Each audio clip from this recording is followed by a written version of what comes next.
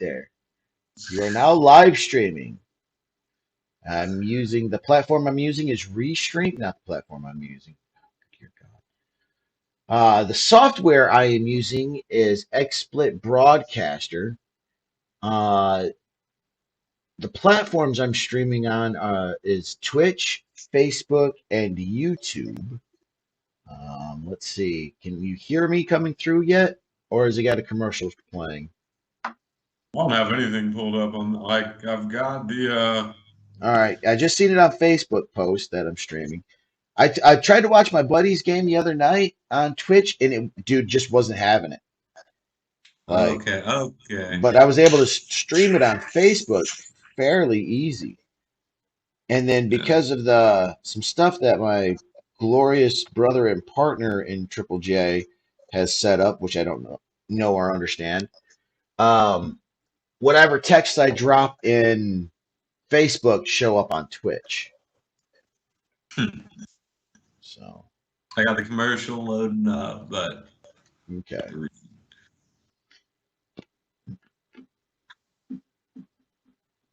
Know or understand.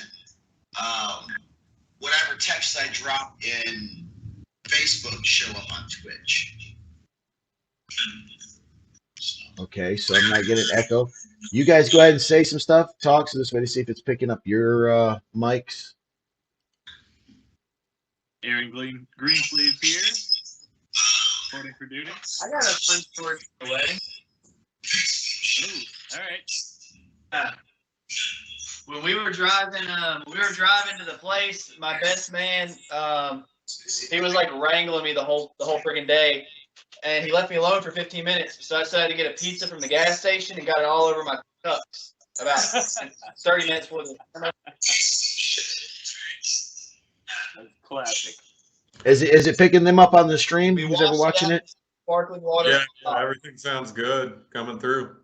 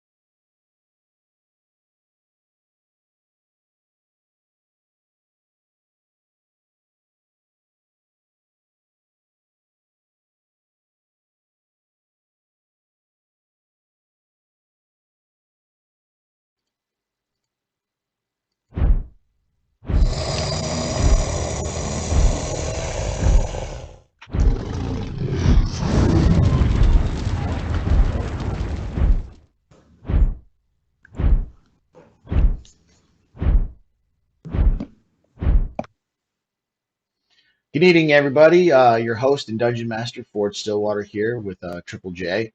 We are doing our Thursday night brews, but it's a Friday night edition. It's how the way life goes sometimes. So when we left our adventurers, they had just witnessed an apocalyptic event in the town of Two Bells. Unsuspectingly, they had literally watched the rise of beings that have never been in Brewtannia before, the dragons. Let alone are these dragons here, but what are their intentions? So far seems to be wanton destruction. And our poor adventurers have find themselves surrounded in a crumbling, burning city. Enemies all around them.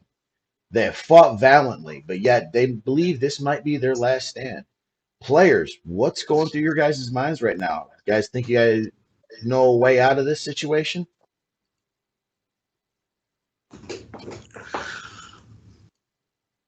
I just knew we should have gotten out of the city and not gone to the nobleman's house. And we need to get the fuck out of town. I'm exhausted at this I'm point. saying- I thought I used I'm saying my a healing prayer. because I thought it was over. I'm saying a prayer to Father Titan and getting myself ready for another fight.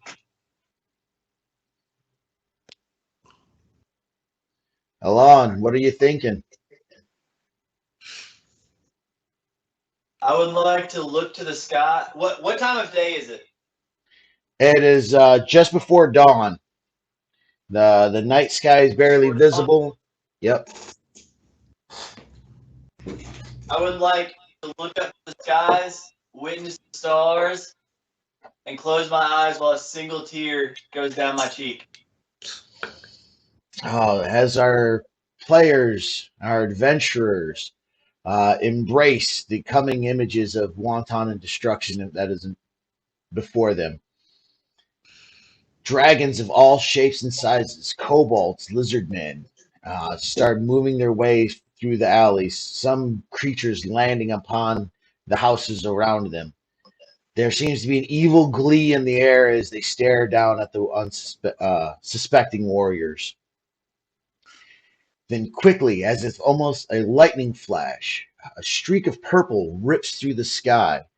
A few of the dragons stands headless, others just completely obliterated in mist. Quickly standing there in a center circle around our adventurers, two figures appear. One, definitely some type of woman in full plate mail, standing almost 9 to 10 feet tall, wielding a great sword covered in blood in one hand and a huge tower shield in the other. This obviously feminine figure looks around and just smiles. I told you, Gilgamesh, they were weak. As she leaps into the air, unsurprisingly high, maybe 10, 20 feet straight up, then shoots forward as she buries her great sword into the chest of a adult dragon, felling it. Once where she was standing, another figure is there now, of maybe 8 to 9 foot tall, a being looking straight, something from the days of ancient Rome, in a tabard with a gold chain and wide gold belt, leather sandals up, and a silver mask covering his face. In his hands, what looked to be maybe a scepter for someone of his side, for a normal human, that of a great club. He looks around. Yes, Sister Tiash. I, Gilgamesh here, will save the civilians and the normal people as always. For being the first avatar of Titan, that is what I must do. He slams his scepter in his hand 3 times, then quickly pricks of light appear all around our adventurers and in the town square as the complete survivors of Two Bells are transported to them. You hear him whisper, Savior's teleportation. Savior's barrier. And when he utters these words, a large magical barrier appears around everyone in the square, just as dragons and creatures from beyond unleash their hellfire and their magics upon the center square. Each seem to explode and bounce off the magical shield, ever just shaking and rumbling the ground. Quickly he looks and turns toward Alphonse. We have heard you. Now what shall you do, people of the land? Alphonse, a image of Titan has just appeared before you. Roll me a history check. All right. I'm sorry, a religion check.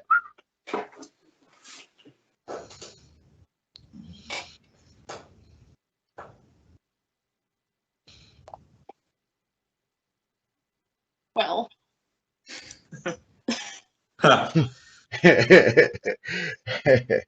um, it looks like Titan. Maybe some stories are true. Alon, roll me a religion check. Guild. Religion. Hold up.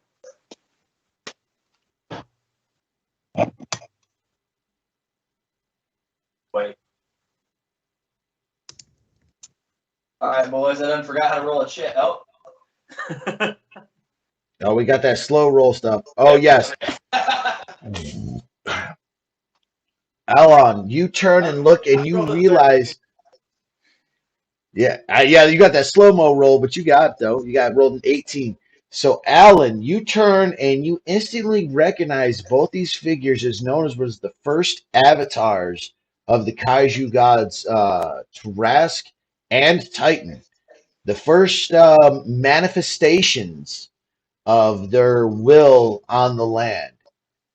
Something that is born not of this world, but through the belief of the people of the land brought to physical existence. These are literally beings of legend in front of you. What do you do? For you see them for what he truly is. I would like to inform the party, the avatars, they've come to our aid. Avatars of the old ones.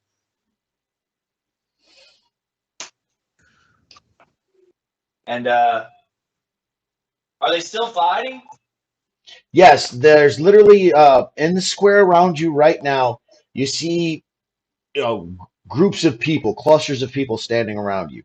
Um, Now, Therese is still outside of the barrier. It's hard to see what is happening only because there's a rain of fire and ice and acid and other magics being thrown at this shield right now, and they all are exploding, causing it hard to see outside the shield. But yes, it's Therese is out there definitely fighting that dragon horde. Okay, I would like to attempt to rally the townsfolk, screaming, "The avatars, the kaiju gods hear us." All right, that's Alan. What does Green Sleeves and Riff Raff think and do after hearing Alon's shouts?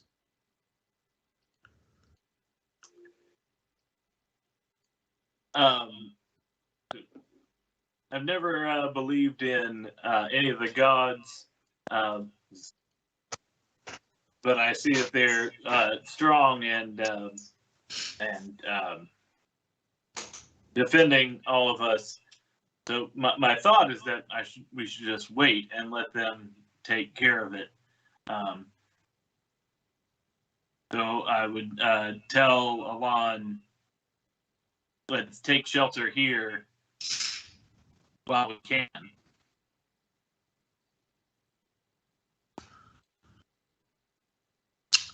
Yeah, I'm a bit annoyed at being a pawn in these Titans games. Like, let them fight it out if they're gonna continue with it. And yeah, I've almost died twice. I don't want to risk my life a third time fighting a battle that they clearly have in hand.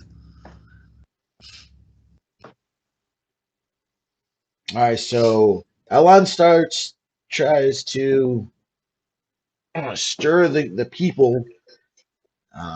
Alphonse, roll me a religion check with advantage.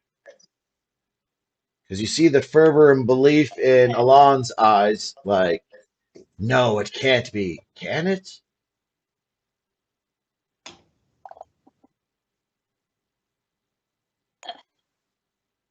All right, so yes, you got over a 10, so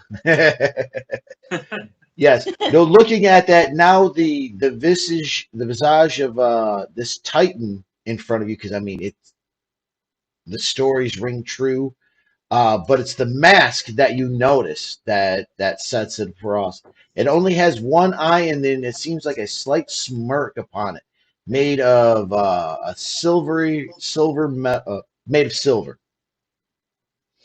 And the symbol on hanging from his gold necklace is the same symbol that you and your tribe worship. You do recognize this for what it is, who he is. You have one more reaction, everybody. What do you? We'll start off with Alphonse. What do you do? I said we have one more reaction. Yeah, I got one more little action. Uh, Like, I am going to like clutch my symbol like so tightly that it's like cutting into my hand. I'm gonna like praying and like just feeling very like self-validated upon my path of righteous fury to see that the avatar of my god himself is down and protecting me.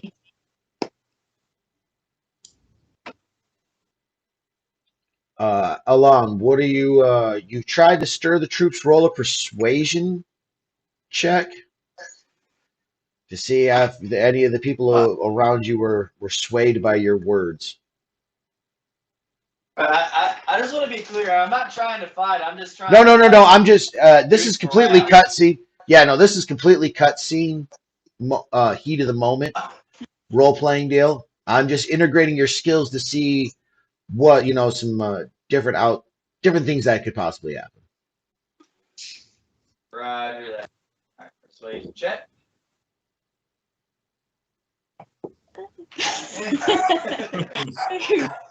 And again, you look to your friends Green Sleeves and Riff Raff, and they're both like, nah, dude.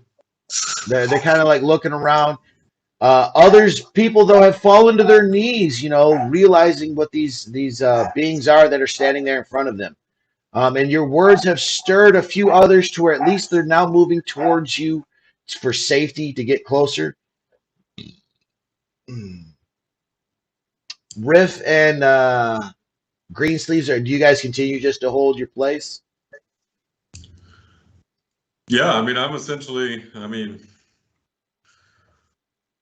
yeah, I'm not looking to fight a ton more dragons or fight off with these titans, and so yeah, I'm just kind of looking around for places to hide and potential outcomes that I can for survivability.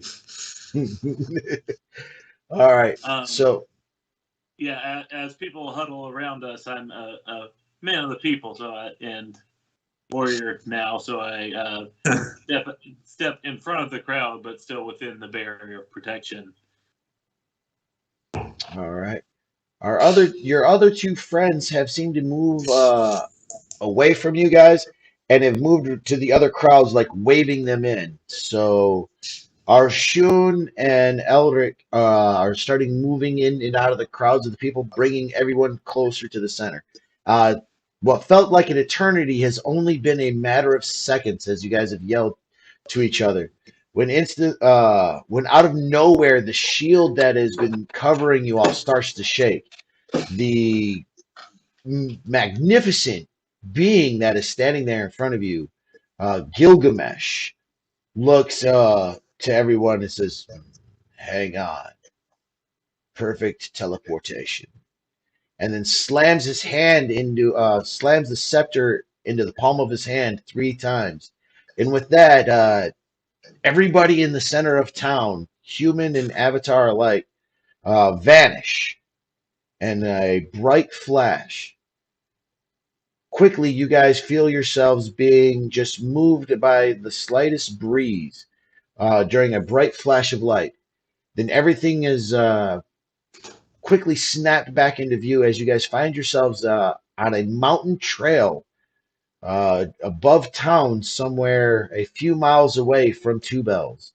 But still, from this distance, the smell of smoke is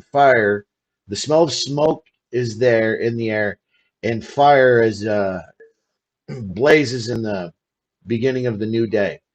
But still, though, as you look over the town, a horrific sight is beholded to you as the sky is literally littered with dragons and dragon type beings.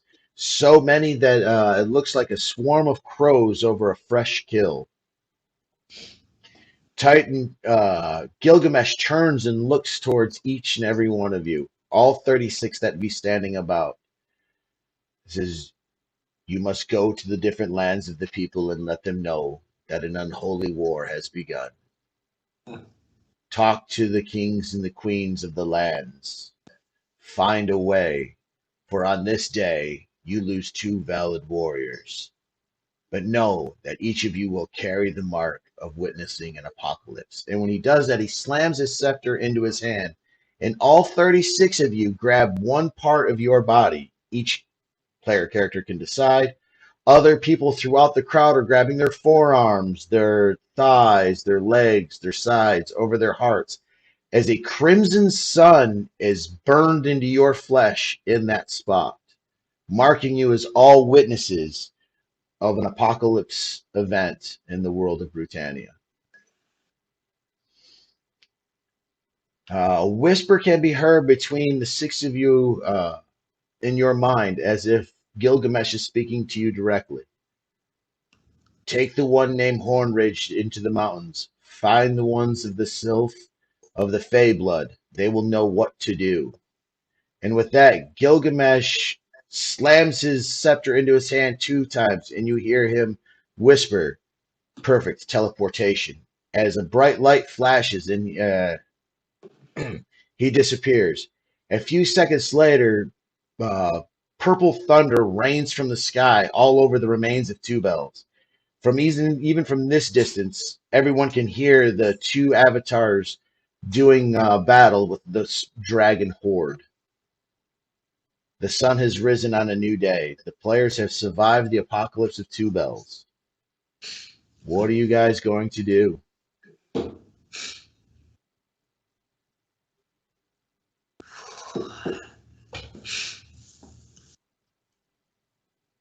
I'm fanboying just a little bit right now.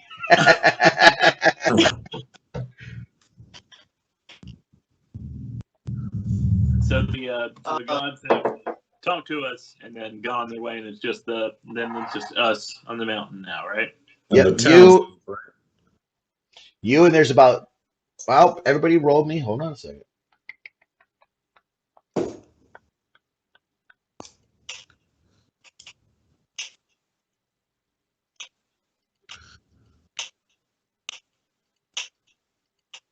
Which character am I missing from the deal? There's Riff.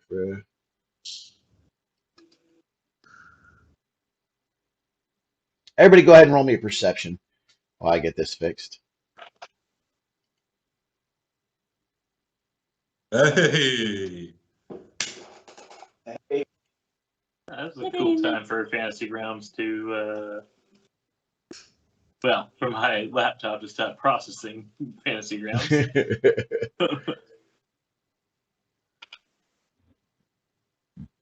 All I'm saying is I got a nat 20 on this, and I got nothing above 10 last fucking session. Good times, mostly. Hell yeah. When it counts, you know. Alphonse. All right. So, Riff, as you are not awed by the battle that is happening in front of you down the valley, some miles away. And literally, like I said, the force of the attacks and the noise of combat can be heard all the way up here. You're like, no, this is not a safe spot. This is not where we need to be. And you quickly take stock and, look around at everybody.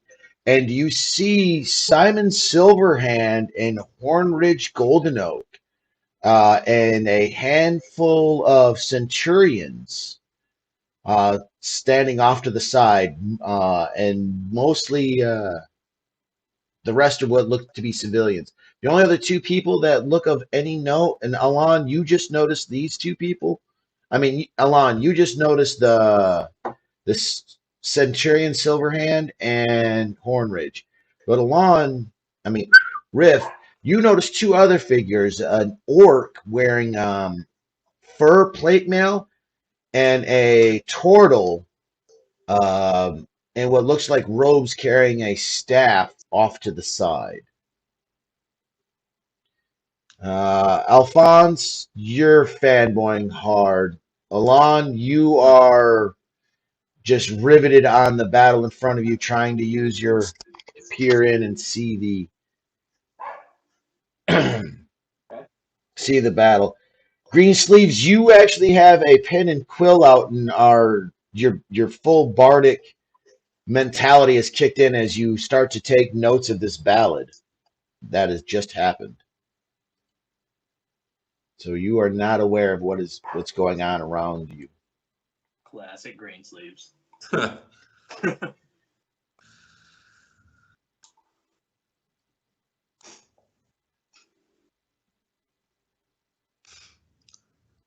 I'd like to let the other party members know, yeah, of the two people that I see, the war turtle and the what was the other gentleman? A what seems to be like a full orc in like fur style plate mail. Sorry, it's a war turtle? Yeah. No water gun? Don't Nintendo, don't stew.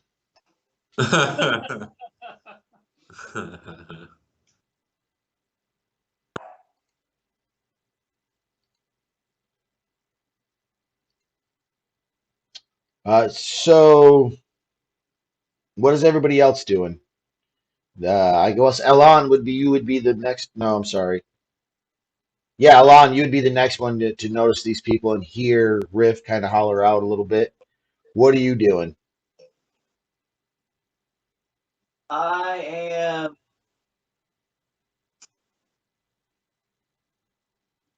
Do I know how many townsfolk are with us? You do not. All right then. I'm going to.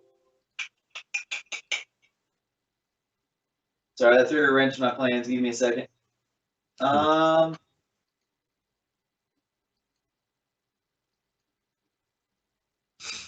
I'm going to wave at Hornridge and the Centurion that I see.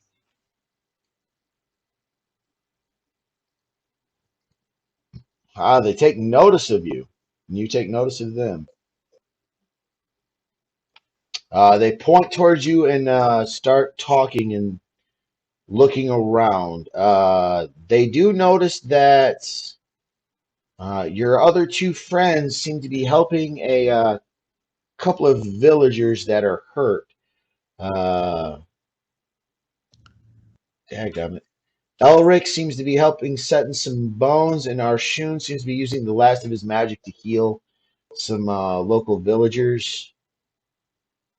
All right.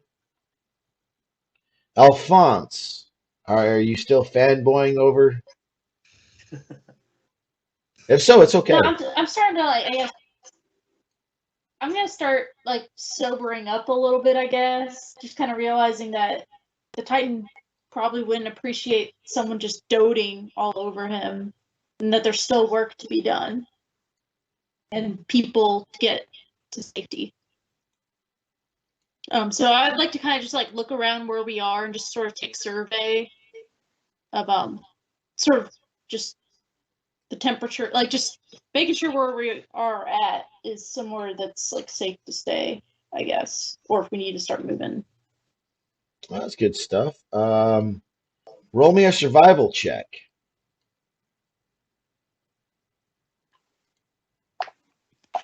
Oh my gosh. Oof. You definitely, you definitely look around and I'm gonna share a map with you. All right. You notice, like I said, you got teleported on this little cliff along the mountainside.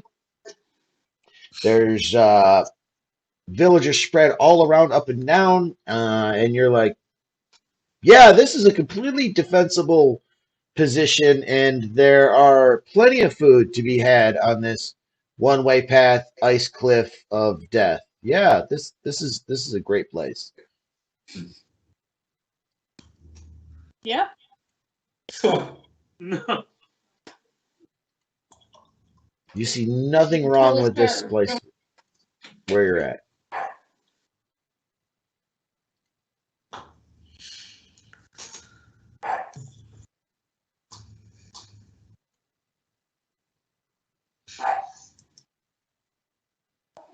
All right.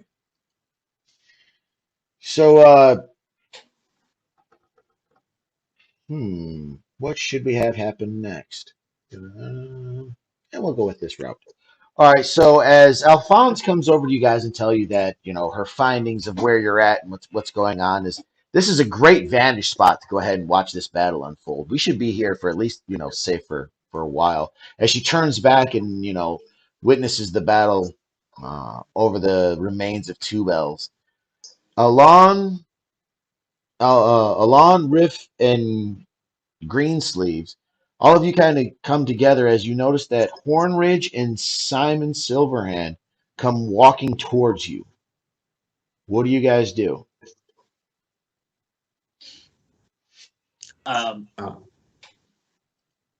having been roused from finishing my stirring ballad of the events that have occurred, realize that there are a bunch of displaced people here, and I want to storm up to them and demand that they do their duty and defend the civilians that are under their care. All right. Riff, what do you say to this? And Alon, what do you say to this as Greensleeves just starts like meeting them halfway and is like said what he said to them. How do you guys take this before Hornridge and Silverhand respond? So he walks up, meets them, starts berating them for their actions. Well, I've been in battle with this gentleman for quite some time. However, I think this is a good time for me to take my However. leave and maybe step off to the side to let him complain to the managers of battle. Um, and speak to the orc and the war turtle that I saw off to the side, and maybe have a side conversation, introduce myself, and see what they were doing during the battle. Okay, and Alon, what do you do? I am going to. I'm going to use one of. I'm going to place a healing spirit where not Alphonse, where Greensleeves left from, and then I'm gonna approach Hornridge and Silverhand with him. All right, so you drop that little bit of magic's behind you, and you come walking up, and at that time, Riff steps off to the side and he's beelining it down the little walkway towards some other people. Uh, roll me a persuasion check, there, Mr. Greensleeves. Is there any way I can use my guidance cantrip on him? Yes, you can. All right. So add a D4 to this roll if you so choose to. Mr. Greensleeves, roll me a. So I just roll it and then add the D4 later if I decide to. Yeah. Okay, that's the wrong thing. Yeah, sorry.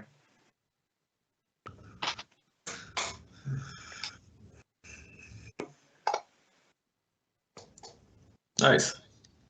Yeah, no, Hornridge kind of comes up and he's definitely eating a little bit of crow, though. He comes up and he says, "Oh, yes, yeah, no, I misjudged your friend. Yeah, I was wrong with calling him blaming a Feyborn. The prejudice in me that was wrong. His actions have shown. But Silverhand just kind of comes by and like pushes Hornridge out of the way. Uh, and he says, see here now, sir, I will not be talked to this way. We of the Centurion Corps have fought valiantly. It is not our fault that the elves and the nobles fell victims to whatever it is. How dare you speak? You know how many men I lost? And as he kind of comes up like chest to chest with you, Greensleeves, roll me a perception check. No, I'm sorry. An insight check.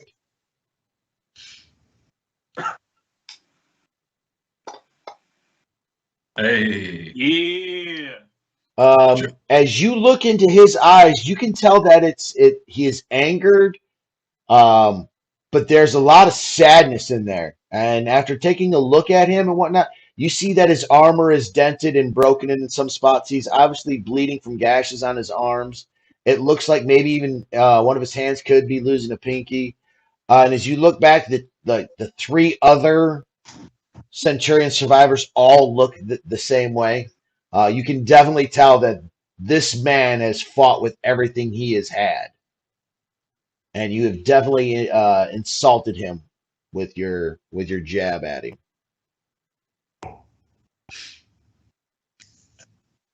Well, I'd like to, apologize for my tone. It was a very upsetting time, and we didn't meet under the best circumstances.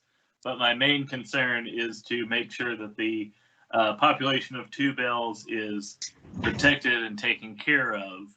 And I'd like that if we could work together to make that happen, and if he would be so kind, the bold man that he is, to take point on that, would be very appreciative. I like your cut of your jib. Roll me a persuasion with advantage. All right. Oh, cool. My fantasy grounds decided to start clocking immediately now. Yep. It's going to make me close it and restart it. Up in here. Oh, man. All right, do you have a D20 next to you? Oh, I sure don't. But I do have an app that will let me roll a virtual D20. All right, roll a virtual One moment. D20 and then roll two of them, take the better of the two, and add 7. Okay.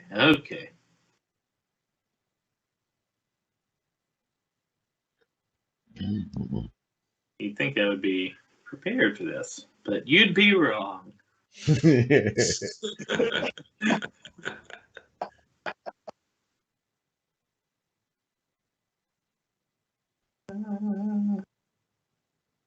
Wait, huh? Hang on. Well, I was trying to do that fancy grounds. Nope, it's still clocking. Never mind. Sorry.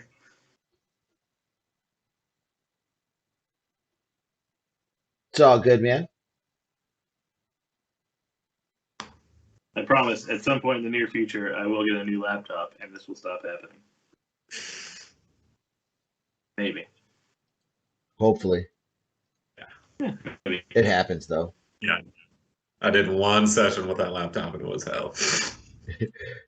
I did. First roll was a 10. Second roll was a 6. All right, so 10 is what we're going with. So 17. Okay, so he doesn't draw steel, but he looks at you in the eyes and does understanding, but he still feels slighted and just like pushes you out of the way as he continues walking and heads straight to Alphonse. Alphonse, you hear the heavy footsteps and the crunches of snow as this man comes making his way towards you. What do you do? I'll take notice of him. And I'm still watching the glorious battle that's unfolding in front of me. You're standing there with your side turned, looking out over the valley, which is leading down, where the battle is ensuing. Streaks of purple lightning are crashing through the sky, followed by like blinding white blips of light. Simon just comes up and stands next to you. And he takes his battered helmet off, pulls his sword from his sheath, slams it into the ground, and then puts his helmet on the hilt of his sword and stands there at a strange parade rest, overlooking the battle himself. You hear with a sniffle and just in a gruff voice, "It's glorious, isn't it?" Indeed.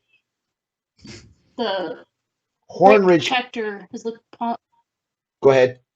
Great Protector's the Great Protector's looked kindly upon us today, has deemed us worthy. Those who did not make it, I'm sure, also fought gloriously today and took many, many foul creatures with them. Then he looks at you. By the blessing of the tooth and the blessing of the fang, and the blessing of the sword, may they cleave their way or chew their way through the enemies that are before them. For beast and man always will struggle, for it is the way of the Titan. And he looks out, a variation to a prayer that you've heard before yourself. And he just stands there, slowly weeping over the loss of his men and the glories of battle in front of him. Hornridge comes up and Greensleeves, as you kind of turning back around, like getting ready to walk towards Simon. You feel a calloused hand reach out and grab yours and spin you back around.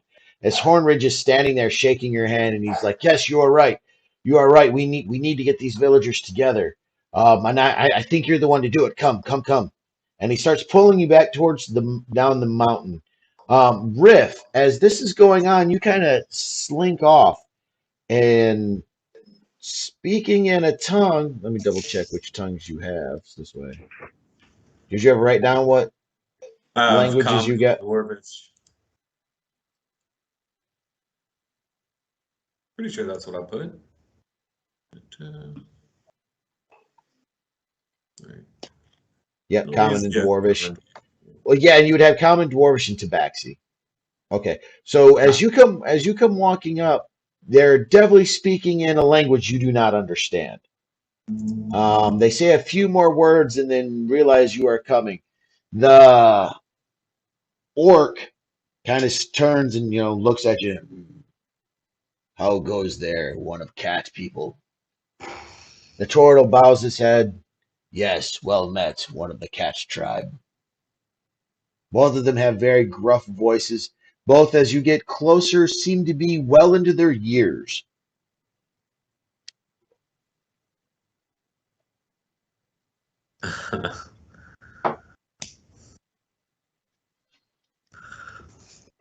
All right. So as I walk up to them, I'll introduce myself. I let them know of the party that I'm with. I point to the people that I came here with, and I ask them how they fared in the battle. Um, the turtle kind of looks, roll me a perception check. See what you do notice of them. All right. Holy shit. Okay, so with the turtle, let's tell him what he's won, Johnny. All right, so with the turtle standing there, you do realize that this turtle is very old, but his hands are calloused. Looking at the staff that he's holding, you notice at the end of it is a metal ring that has more rings on each side of it. And down at the point of it, at first it looks like it's just the end of a staff, but after closer inspection, you realize that it's a metal point. Upon this robed figure, what looks like at first glance like pockets and compartment pouches, you noticed are well placed daggers all about him, and a few what looks like scrolls tied on the inside fold of his giant sleeves and robe closing. He has his nose pierced, And then looking upon it, it is definitely of a fine material that has a large green gem in it. At first, just Pastor's Glant would not realize that this old, feeble-looking turtle is so well equipped. And then, with a quick glance over to the orc, that large leather armor that he's wearing, almost a plate mail style armor, is definitely foreign in make and is not something you've ever seen in your travels. Crossed his back is a handle which could honestly be to a club, but a closer inspection shows that it ends in a sword scabbard of some sort. I mean, this weapon is huge. You also take notice, though, that he is not wearing any shoes. His large clawed, his feet, his toenails seem to be made of talons, and the back of his heels seem to be so of callus that the hardest leather of boot would never suffice. He has one tusk, and he also only has one eye. Hmm.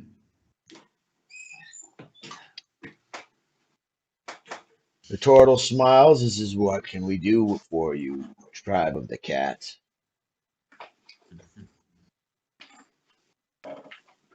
I asked them if they have any knowledge of what's going on, or if they have any knowledge of the Titan that we saw and what brought them to the town, since they seem not be from around here. The turtle looks over to you and, well, we be traveling through on the fall festival. I had some wares, some jewelry I make for sale. My friend here, Thurak, accompanies me. As you can see, I need somebody to take care of my wares.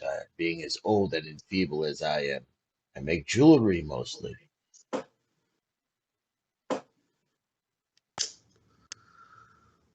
I'd like to let them know that Tabaxi has coin if they have wares. And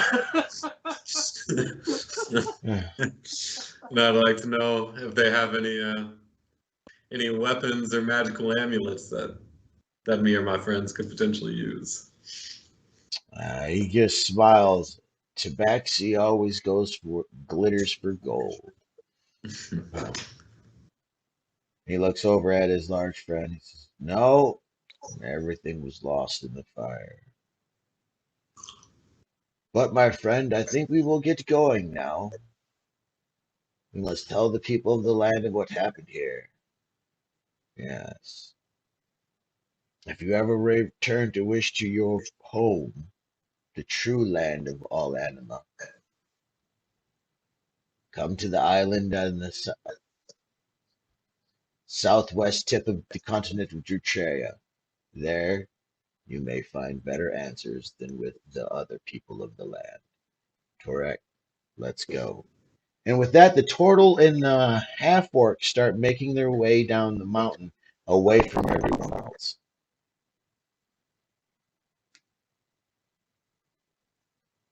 Well, I guess I'll walk back over to Green Sleeves and Well, well, well. All right. So while that conversation is going on, Hornridge comes up to you and he's like, "Tell the people of the land, what did he mean? And why would I have to travel through the spine of the manticore? What do you know? You seem to be worldly. I've, heard your performance and the way you elegantly talked and tricked me the last time we met. Seems you might be a bit more of this world than I. Come, come, come." And he's pulling on your arm, Green Sleeves, and he starts hollering for people to gather up. What do you do? Um,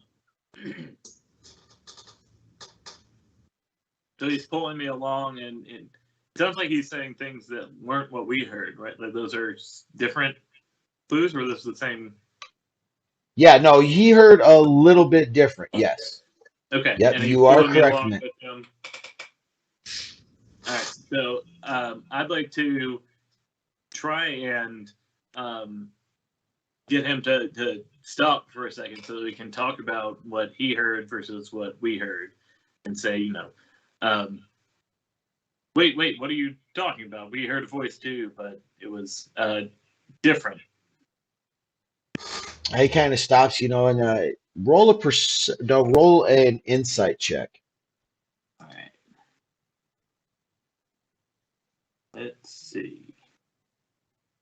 Insight.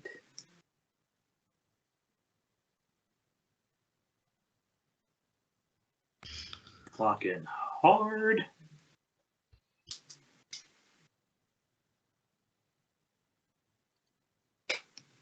All right, if it's having trouble, your insight's a +4. Yeah, well, it just did a thing as if it was rolling. You're gonna get that slow like anticipation roll when the animation kicks in. Yeah, and I'll give another shot on the old app there. No worries. The +4. All right. Which is funny. The reason that me and my friends actually even got into Fantasy Grounds because we had found a Naruto D20 system, and we were going to just use this platform for maps and like some NPCs and some other stuff. We didn't actually have intentions of playing Dungeons and Dragons on this application. So it's funny, and that's all I've been doing. Well, besides some Traveler. All right, yeah. Fantasy Grounds talking again. Ended up at it was a 6, so +4, 10. So 10. Yeah, he seems off. Like anybody that's been through something would definitely be showing signs of like a little bit of hysteria and whatnot. But it seems like, he's getting more and more frantic by the second. Before, when he come up to you and started talking to you, it was in a normal tone, maybe a little fast because of the excitement. But within the past, 12 seconds, his tone has increased. He's becoming more frantic, pointing around, and his words are getting a bit more gibberish. When you stop and ask him, what are you talking about? You notice that in his left eye, there's a crimson sun burnt into it. And then you look at yourself, and he says, "Yes, mountains and library. We will gotta the sylph. We gotta find the sylph." And he kind of steps down, and start taking a knee. And other people are starting to come around. Lon, what do you do when this stuff starts to happen? So I see him starting to act a little out of it. Mm-hmm. All right, so I'm going to. Yeah, I'm gonna walk up to him and I'm gonna gently put my hand on his shoulder and ask him. Wait, let me check my spells very quick. Yeah, I'm just gonna gently put my hands on his shoulder and offer him a good berry to see if he's all right. No, there's a Okay. reason. There's a reason I'm doing it. No, you're not wrong. You're not wrong. Yes. So he kind of looks up. He looks up to you. Looks up at you. And he says, "Yeah, yes, I'm starving." And he eats the good berry. What was your purpose behind the good berry? What are you thinking before I go with where I was going to go with it? I'm trying to see like if he's stable, like because if he just grabs a good berry, throws it down his throat, and keeps on going, that's not a stable man. All right, so he eats the good berry. Yeah. At first, he kind of just like, "Yeah, I'm starving." Reaches out, grabs it, and slams it in his mouth, starts chewing it up, and he's just like, "Manticore spine, the kingdoms of the people." And he chews on it for a minute, and he's just like, "Oh, so many died. There's so many lost." And and he slows down and he kind of looks at the two of you, and he's like, I'm sorry for my hysterics. What was it that you asked, Master Greensleeves?" As he starts to calm back down. So let's say you mentioned mountains in the Sylph. it seemed like you may have heard a voice or gotten some sort of information. Do you remember what that was? He looks at you. He says, "Yes, I heard it clear as day. Only almost if the voice was my own, saying that to help tell the people of the land of what had happened here, and the kings and the queens of the lands must know. But I must travel to the Manticore Spine and find the lost library. I don't know anything about a lost library, but if I'm correct, about 2 weeks travel northwest of here, uh, upon the first path, there should be a place called the Great Stag Inn. It was just being built at the beginning of the year. They might have places there. I have a friend there, and that is so far the only pass I know still open. For if we try to go back down the mountain towards Two Bells, we will surely get caught up in that horde of dragons. Um, that is the only path that I know, and that is what when I come up to start talking to you with me and Mr. Silverhand, that's what I wanted to talk to you. But it seems the closer I got to all of you, all I could think of was the library, and he kind of looks around you and he kind of starts staring at Alphonse, and he's like, and an orc in a silver mask. I, I don't know, good sir. I don't know, but I do know that we have to get off of this mountain and get these people to safety.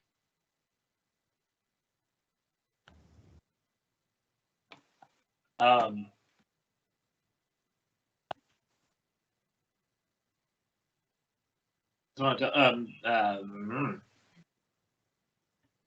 thank you. I agree. We have to make sure that the people are safe. Please go and speak with that wasn't Silverhands that we were talking to, right? That was the other guy. I'm losing track of this. Yeah, Silverhand and Hornridge are the ones that come up there. You were talking to the dwarf Hornridge this entire time. Silverhand is the one standing next to Alphonse, watching over the battle. For a time elapse, everybody, it's been about 10 minutes that you've been on this since you've been teleported. Okay. So I'd like to tell them that in order to keep everyone safe, we need to get everyone together and find shelter somewhere nearby, at least until we can figure out our next move. And ask him to rally the people since he's been in town longer than we have and may know people better than we do. All right. Hornridge turns back down from the little cliff face that you guys are at and start making your way down. Alphonse, what do you wish to do? I'm gonna turn away from the battle and just kind of, I guess, notice everyone else starting to get ready to. I'm gonna give Mr. Silverhand like a pat on the back and just kind of walk towards my party. All right, Riff, what are you doing? Well, it just kind of hit me when we were talking. I think the orc and the war turtle were the titans checking on the party. And it just kind of hit me. And so I don't want to relay my suspicions to the group, but I have an inkling that will. And so, yeah, I'd like to just touch base with the group and see what they learned. Just come back together. All right, Nalhoon.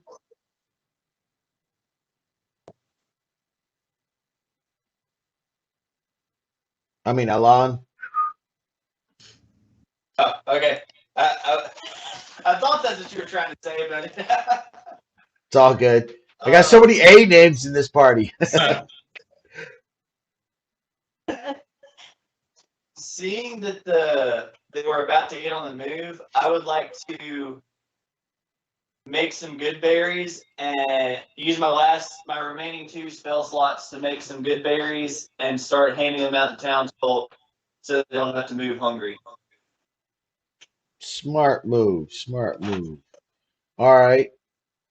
So now that you guys have witnessed something crazy, after you pat Simon on the back, he grabs his helmet, his dented and busted helmet, puts it on, removes his blade from the ground, and wipes it off, and then in true military fashion, starts yelling and kind of makes his way down the mountain.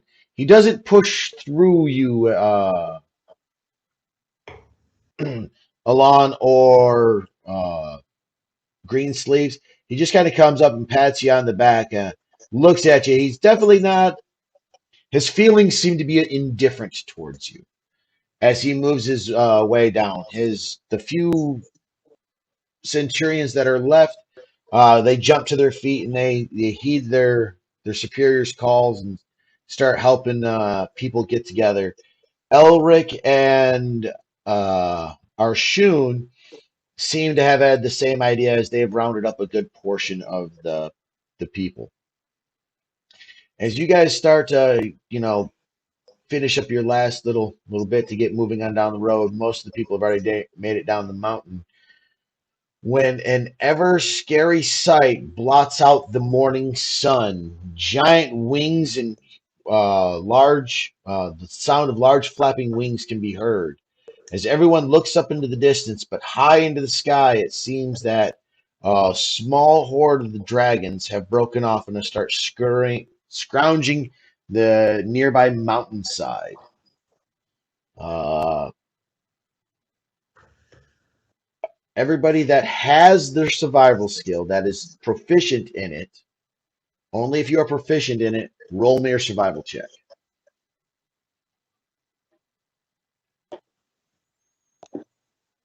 God. Oh, look at that. Oh, Look at that. oh. Alphonse, seeing the creature quickly judging distance, she snaps to, realizing that what is at stake. Feeling the mark upon her body where the Crimson Sun has been placed, a literal spot that one of the avatars' magic has touched. It inspires her, and quickly she starts whispering within a strange shout for everyone to get low, and deftly places everybody along the trail and peers through the woods a nice deer path. It quickly starts hollering for everybody to stay low and make their way through. Riff, seeing and understanding what Alphonse is pointing at, roll me a stealth check.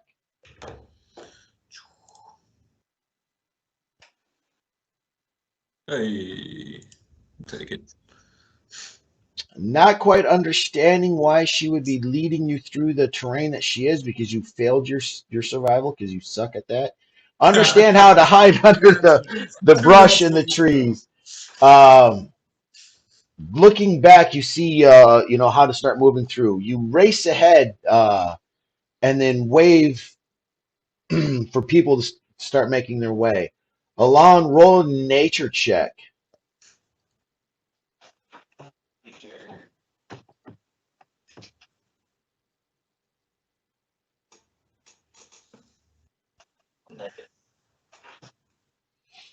All right, as you start moving through, you realize that the plants and other things that you're cutting through is getting older and older as you're reaching a deeper, older part of the forest. Uh, Greensleeves, roll me a performance check. No, I'm sorry, a persuasion check as you are trying to get the mothers and the children to move with hustle yet quiet, stirring the people to push forward through the woods and not be seen.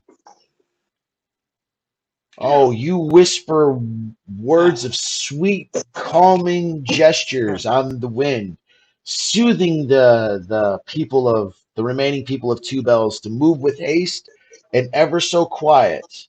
Those that have never known the woods seem to be moving as well-trained rangers through the underbrush, as all of you successfully move deeper and darker into the woods. What is in store for our players? What is going to happen? And why is Hornridge speaking of lost libraries? And why would the avatars give them special charge to watch over him? Who knows? But what we will know is that we'll maybe answer some questions, or maybe we'll give you some more. But right now, we're going to go ahead and take a small break. Stick around. We'll be back.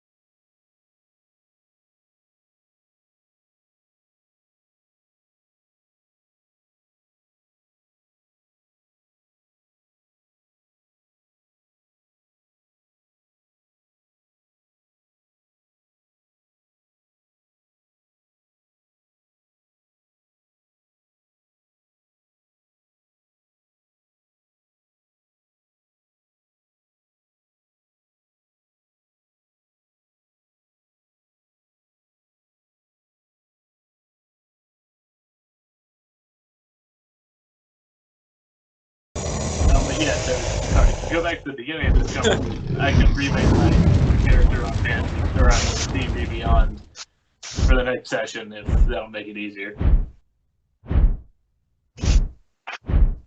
Well, except that I don't have Xanathar's Cauldron of thing or whatever on D&D Beyond, so I can't do College of Swords. Okay, but what we can do is like, so you've got something there to reference. All right, so Yeah. welcome back, everybody. Those of you that have been checking out and sticking with us. We're doing the ending part of our session for the evening.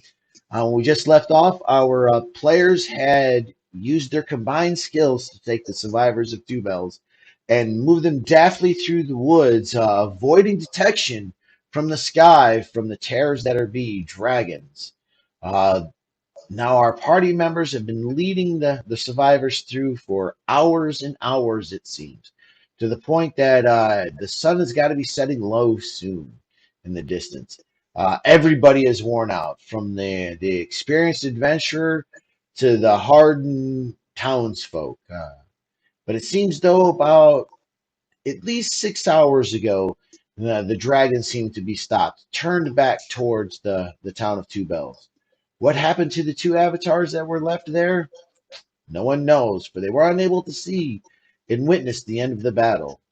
But during their run, though, many of explosions and earth-shattering moments were felt throughout the land. Will they ever see them again? Only time will tell. Adventurers, you guys seem to be finding yourselves deep in some old woods, very old woods, uh, setting up camp. Other villagers are coming through, getting fires started, rummaging through rations.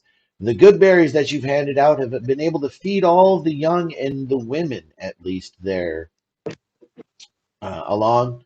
So all of them are taken care of. But it seems all the rest of the fighting folk definitely need a hearty meal and a good drink of water or ale at this point. So, adventurers, what are you guys doing to help set up camp?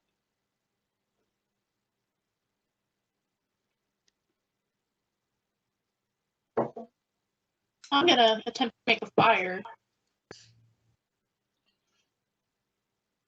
All right. Anyone else doing any certain tasks? Well, I'm from the city, so I don't know a lot about setting up camps or anything like that, but everybody seems a little dejected, and my skills are in entertaining, so I'd like to play some soothing yet inspiring music while All right. the work is going. Roll a performance check. Yeah,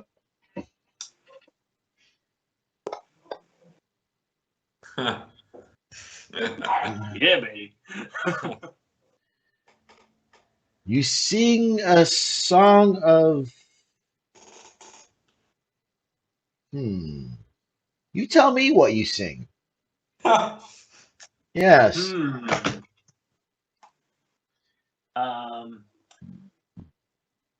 Today is gonna be the day that it's. Oh,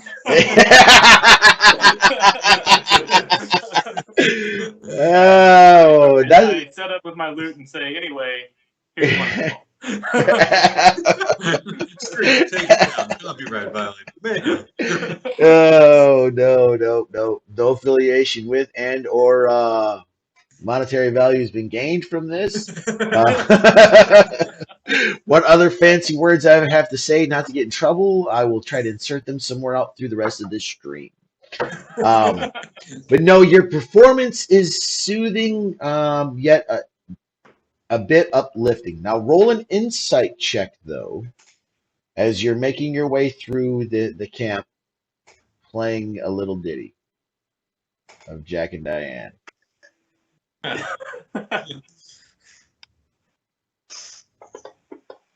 Little ditty about Jack and Diane. You do notice, though, that a few people most of the people around you are thankful for what you are doing, but you can tell that certain people are not vibing with you playing music while they are setting up. They were not all that awe-inspired. All right. Alphonse is making a fire, getting things set up. Arshun and Elric have moved over and started entertaining some of the other children as Elric stands guard over them. Riff, what are you doing? Me, I mean, I grew up on a pirate ship. I don't know what the hell's going on. I am hanging out by the fire, listening to the music, and just kind of hanging out. I don't really know what to do. I've never had to set up a camp, especially, most of my nights have been spent on the ship, so I'm just kind of watching it, taking it all in, and being a little irresponsible. All right, Alon, what are you doing?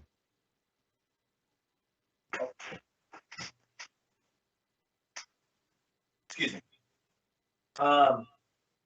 So while the stars are my passion, being a druid is my legacy. So I'm going to do everything in my power to help set up this camp in the middle of the woods. Roll me a survival. Never mind. Roll me a nature. Nature? Yep.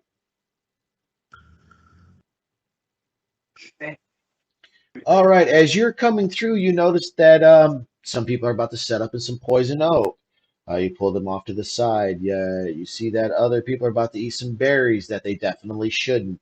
Others are picking the right berries. As you walk through and make yourself generally useful throughout the camp. You do stop a couple of young boys from chopping down a sapling for firewood and show them where to get other wood. Our Alphonse has the fire going, and it seems everybody's reaching into their pouches and pulling out meager supplies to make and feed themselves. Every character, go ahead and burn me 2 rations and 2 uses of water.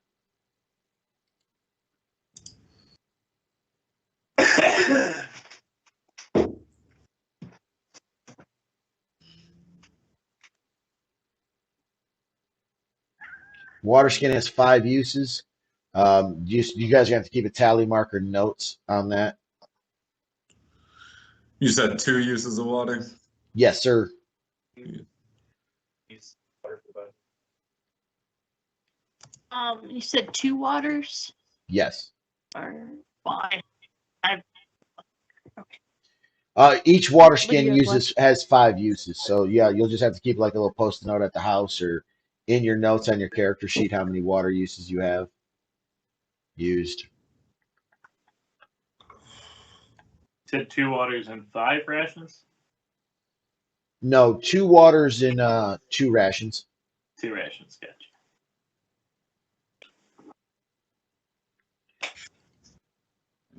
Oh, excuse me.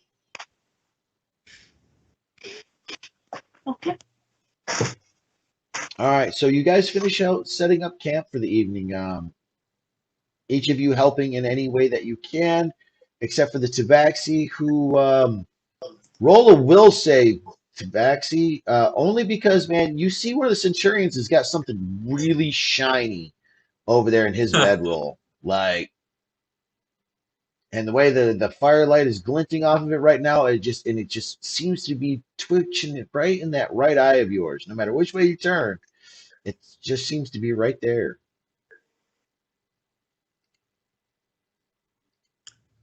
What should I roll? I'm sorry. Roll a will save. So on your main page, under saves, wisdom. I keep saying will. That's an old 3.5, 3rd edition deal. I'm at a wisdom save. Oof. All that glitters is gold, and you gotta have it. Mm. The temptation is real there, my friend. The temptation is real. I know. All right. You want that gold, man. How are you going to go about getting it? Well, so I want some gold, but I also want some arrows. So I see Greensleeves off in the distance. He's just, he's still singing a tune. So I walk by, just nonchalantly to catch up with my old battle buddy here. And I try to reach into the pouch and see, or into the bedroll rather, and see what's glinting there, and see if I can whisk it away. Roll a sleight of hand.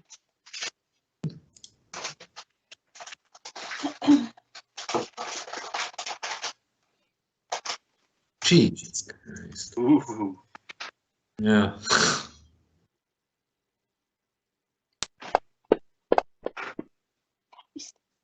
Oh, you, as you are walking by, you ever slightly take your tail and try to stick it into the pouch and grab what's ever glinting there.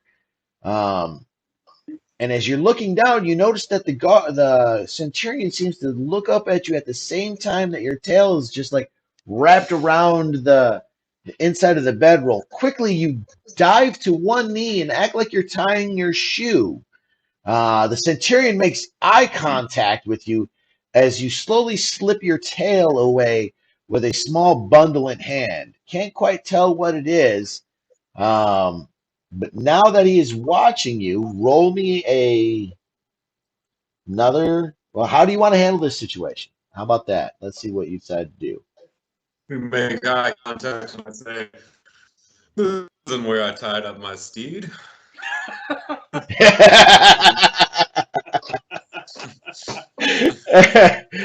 All right, roll me a persuasion check.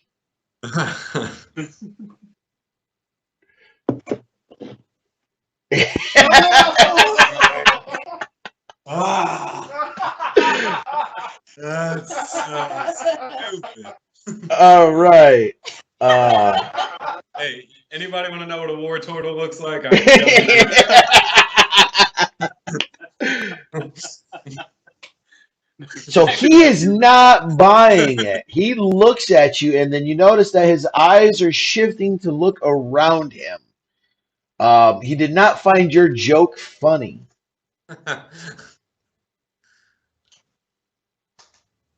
What are you going to do next? You got 3 seconds left. Well, I say, my friend, you have a good evening, and I'll be off now. And I just try to, through the power of, just ballsiness, really, just wander off and hope that he doesn't call me on it. Are you dropping? Okay, so my question is though, are you dropping what it's in your tail, or are you keeping it on you? No, so I would like to, as stealthily as possible, as I'm making the joke, try to, sneak it onto my person.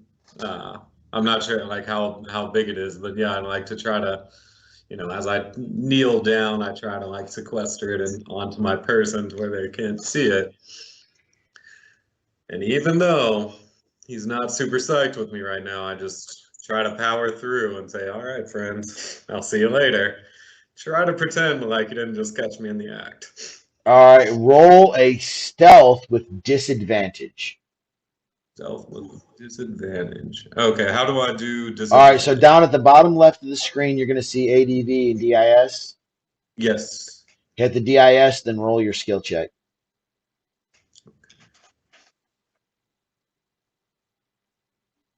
All right. You are a thief through and through. So as you're standing bent down there, tying your shoe, and you look up at him, you're like, "Oh, this is not where I left my horse." He looks at you and is like, "Your horse?" And then as he turns his head to look to the left, your tail flips a coin purse high into the air at an arc. You quickly stand and spin on your heel and catch the purse in your hand. And as you like look back over your shoulder, he's now looking the opposite direction. As you take 3 steps to the left, 2 steps to the right, then behind a tree. You kind of turn the corner of the tree, and he is spinning in circles now, looking for you, but does not see where you're at.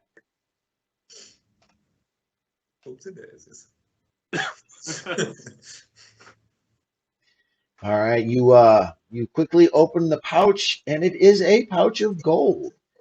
Um, Also, though, what really catches your eye, though, is there's 2 very large rubies in there. Yes. What looks about 15, 20 gold and 2 large rubies. Go ahead and add that to your character sheet. Very nice. And add that into inventory. Yep. Everyone else that's on the team, roll a perception check with advantage, because you just seen Riff start walking around, and before that, most of you noticed his tail was twitching in a strange way before he walked over there. And how much gold? Sorry. 15. 15 gold. My fantasy grounds is clocking again, so I'll just. Oh, yeah, it was that one.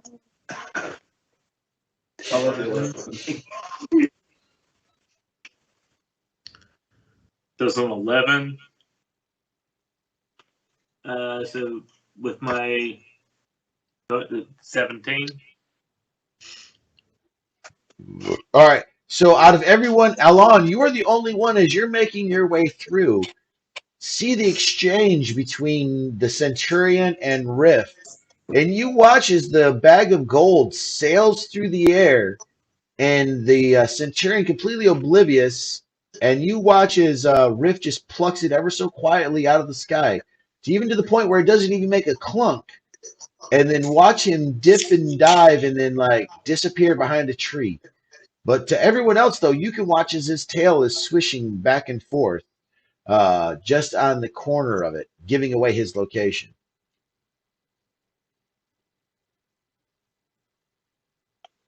Everyone else was oblivious to the exchange. I was too busy chopping wood.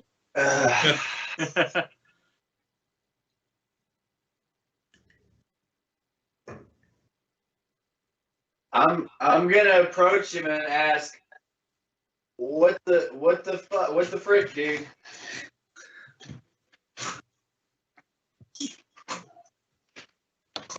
And I say, what do you mean?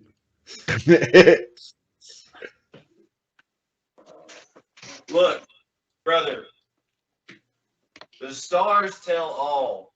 Why'd you take the coin first, man? Because money can be changed for goods and services. Well, I'm not your mother or your father. And I won't be your moral guide tonight. And I'll walk away. Thank you. If you need anything, my friend, I was able to get 4 gold from the coin purse. Oh, I would like to turn around and tell him, I'm planning on favors are worth more than gold. Don't worry about this. So I'll walk. All right, Say, so Mosley? I said, don't be weird about this.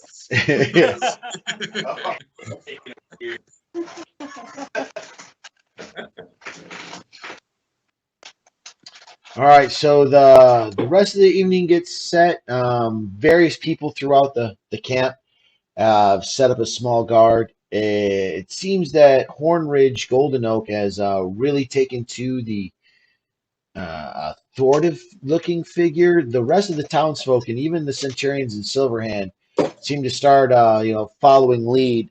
It's almost as if Silverhand's role is that of a servant leadership, one who does a task at hand, but leaves things to others. The rest of you kind of help out, move along. Elrich and Alphonse, not Alphonse, Arshun are still around continuously helping people. Are you guys going to set up any type of watch? It's getting late, and most of the people have now, settled in for the evening and or already sleeping.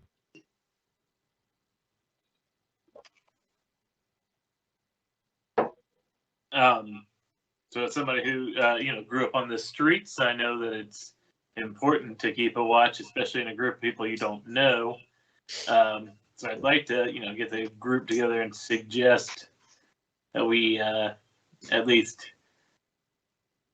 keep an eye on each other and have one person awake at any given time.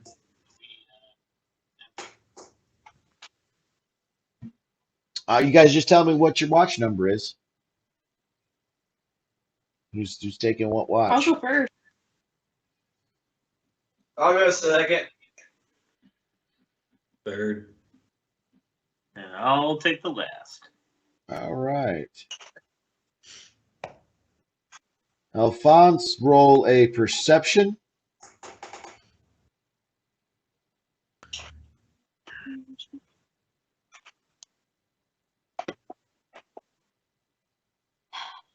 Man, it's just mediocre rolls.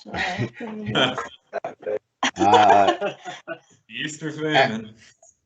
After the sun being set, you peer into the darkness with your dark vision and walk the edge of the camp. But for some strange reason, though, your eye is drawn to Alon and Silverhand. Yes, you just keep looking back into the camp, and you, for some strange reason, you find yourself staring at the both of them, like a strange infatuation throughout the night. Alon, you are awoken by Alphonse for your watch. Go ahead and roll me a perception check.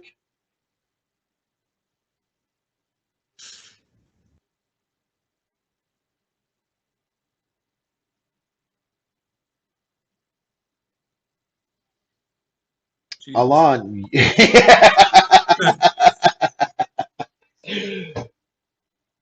Alon, you move through the camp with ease as being one who helps set it up and place everyone around. Um, you are able to oversee all, it seems, throughout your time during on watch. Um, to the point that even some fairly nasty spiders you're able to shoo away from some unknowing blah, blah, blah, unknowing villagers who had seemed to have camped on one of their nests that you missed. The rest of the evening goes very well. Now you go and wake up Raph. Uh, Raph, you're awake, and it's time for you to perform watch. Roll perception. Da-da-da. Eh. All right, so you start moving through the camp, making your rounds and whatnot, and there's a few other villagers that have taken upon themselves in their own little group to take up watch also. Uh, about halfway through, you start up a conversation with one of these other villagers, a human male, seems to be of a tailor of sorts, uh, telling you about his great shop and how he would love to make you a pair of boots. Um, and you guys start cutting up, and you're looking through when all of a sudden you just hear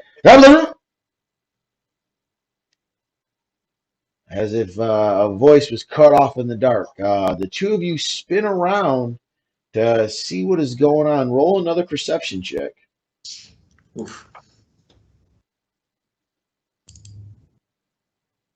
Hey, Hey, Being the shit out there of we go. all right. You kind of look around, and then just as you turn away from the tailor, and then you look back, you see these figures that could be no more than 4 foot tall, slender uh, halflings that seem to appear from the trees everywhere. Uh, just as quietly as a mouse moving through the brush, two of them leap out and tackle the tailor. Throwing one of them throws a bag over him, which seems to swallow him whole. You look upon the campsite, and you're watching as everyone is getting snatched up. What do you do?